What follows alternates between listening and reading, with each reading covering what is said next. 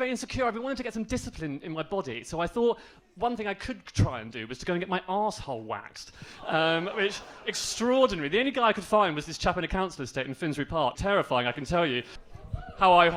That's why my granny used to sound on the phone to me when I was growing up. How are you? God, she was posh. Unlike me, I'm a straightforward shooting weekend kind of guy, guys. Don't worry about it at all. Just a quick trigger warning before we begin. My voice will get progressively posher as the set goes on. Nothing I can do about it, I'm afraid. The minute I get near a microphone, the plum in my throat just ripens.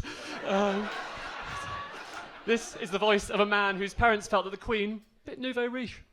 Anyway, it's very good to be here. Almost didn't get here. Took the overground part of the way. The fucking overground, being all shy, not really wanting to go out. The tube is not like that, right? The tube is kind of like fucking furious. It's going to get you there, and when you look up, it's like, stop staring!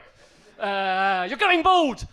These vitamins will help you invest in crypto. The overground, it's completely different. The overground, you look up, it's like therapy app, some kind of sixth form college for trans people, therapy app.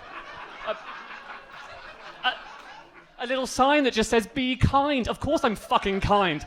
I'm on this Buddhist train to nowhere, like, bedecked with the rainbow flag. I mean, could you imagine the Bakerloo line with that kind of a makeover?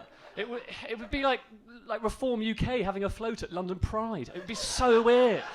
But yeah, I am quite posh. If you can't tell from the voice, you've also got the kind of tall, skinny, posh vibe, the kind of 12-year-old torso that would make a tapeworm blush. Sort of white hair, weird fawn-like hairy legs. I feel really weird at the moment. I feel very mythical. I feel like I'm from Narnia. I'm just what happens if the Lion and the Witch fucked in the wardrobe. But no, it's... I've been feeling very insecure. I've been wanting to get some discipline in my body. So I thought one thing I could try and do was to go and get my arsehole waxed, which, extraordinary. The only guy I could find was this chap in a council estate in Finsbury Park. Fucking terrifying, I can tell you. Walking through there with this voice, bloody hell. Some chap shouted, "What you doing here, cuz?" I was like, actually, all my cousins are in Gloucestershire for the weekend. But secondly, have you seen the waxer? Actually, I found him 10 minutes late. Charming man. 10 minutes later, I'm in the doggy position, completely naked, arsehole in the air. And I'm gay, so this is a home away from home for me. Apart from this home is very away from home for me. This home had a number on the door. Ugh. Anyway, I'm there, and I'm kind of like, and just as this chap pours molten hot lava down my crack, he has the gall to say to me, "Originally, where do you come from?" And before I can stop it, my arsehole just replies, "Well, originally the Norman Conquest." But good thing about being posh and gay, of course, is you get to come across a lot of arseholes. Especially... thank you. Especially at all-boys boarding schools, obviously. Apart from for my dad, really. My dad went to the same school as me, although not at the same time.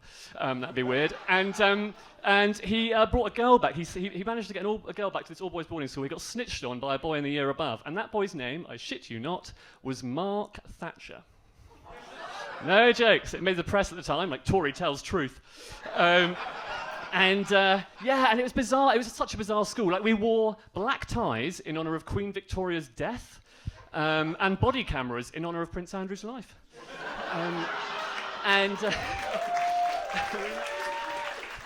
It was so weird. Like, we bullied this kid for being a bit nouveau riche because he was the son of a warlord, like, just a lord.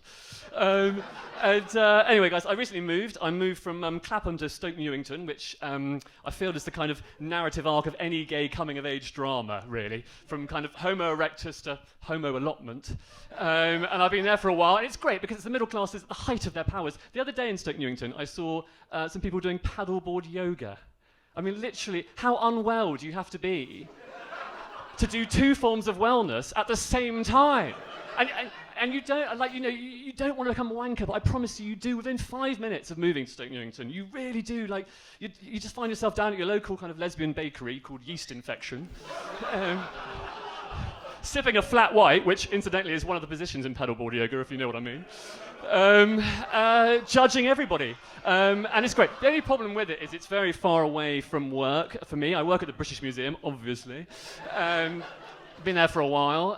British Museum is great, just like boarding school, really. I mean, everyone speaks ancient Greek. There's a canteen. The mummies wear fabulous jewellery. But the best part is the mummies can't abandon you. They're stuck there this time round. It's fantastic. Very problematic place, though, as well to work. Obviously, everyone knows that. I don't know if you guys know this, but the heads of the department of the British Museum are called the keepers, which is just outrageous still. I mean, what do you do? Oh, I'm the keeper at the department of na na na na na. It's also very tricky if you're gay because there are all these fit statues, but they're all slightly underage. They're all like 16-year-old Greek boys, and you're kind of like, oh, I kind of fancy you. It's a bit like being in an indoor climbing centre, but without that aura of chronic loneliness. Thank you very much.